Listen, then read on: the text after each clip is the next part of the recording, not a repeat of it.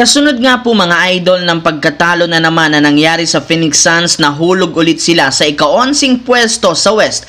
Ibig sabihin may posibilidad na naman na hindi sila makapasok kahit sa play-in tournament. And this time, mas mahirap ang sitwasyon dahil bukod sa magdedepende sila sa resulta ng mga laro ng Dallas Mavericks at Sacramento Kings, kailangan rin naman nga nilang maipanalo ang mga susunod na laban kontra sa mga contenders. Kaya dahil sa papalapit na pagkalaglag na naman ang team na ito, may lumabas ng balita ngayon na posibleng lumipat si Kevin Durant sa San Antonio Spurs.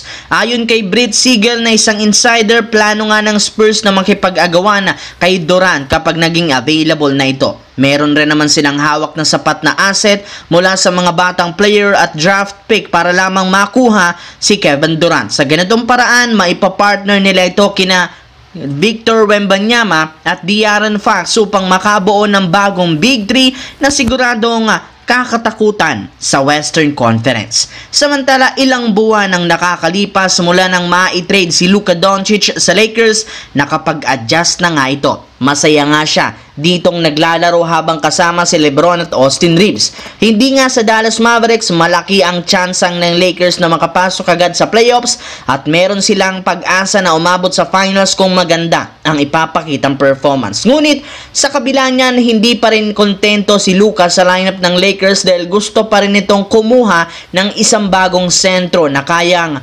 tumulong sa kanya sa scoring at rebounding sa ilalim ng basket. Mabuti na lang, maraming ang sentro ang inaasahang magiging available sa off-season kagaya na Domantas Sabonis na expected na magre-request ng trade sa Sacramento Kings. Hindi kagaya ng nagdaang trade deadline, may kakayahan na ngayon ng Lakers na kunin si Sabonis mula sa Kings sa pagkakaroon ng sapat na trade asset. Willing rin naman si LeBron James na magbawas ng kanyang sweldo basta't makakuha lamang sila ng isang magaling na big man kagaya ni Sabonis na siyang hinihintay ni Luka Doncic. Sa kabilang banda, lingid nga sa inyong kaalaman, isa ang Charlotte Hornets sa mga teams na opisyal nang eliminated sa pagpasok sa playoffs at sa play-in. Kaya kabilang na naman ang taong ito sa mga nakakadismayang kampanya. Halos wala rin nga ang pinagbago ang team at kasabay ng pagkalaglag may lumabas ng balita na tuluyan nang out for the season si LaMelo Ball matapos siyang magtamo na naman ng injury